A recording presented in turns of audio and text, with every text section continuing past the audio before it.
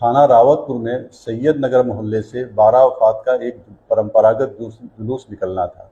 मोहल्ले के कुछ लोगों द्वारा परंपरागत स्थान से अलग स्थान पर हट करके एक टेंट लगा दिया तथा उस पर आई लव मोहम्मद का एक बैनर लगा दिया गया, जिसका एक पक्ष के द्वारा विरोध किया गया था।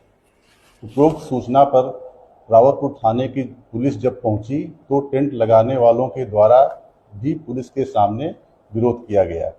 बाद में दोनों पक्षों की सहमति से टेंट व आई लव मोहम्मद का बैनर परंपरागत स्थान पर लगवा दिया गया था। उल्लेखनीय है कि आई लव मोहम्मद के लिखने या बैनर लगाने पर कोई एफआईआर नहीं की गई है, बल्कि परंपरागत स्थान से अलग हटकर नए स्थान पर बैनर लगाने तथा जुलूस निकालने के दौरान इस पक्ष के द्वारा दूसरे पक्ष का बैनर फाड़ने पर हुई है। अनुरोध है कि इस संबंध में कोई भ्रांति न फैलाई जाए।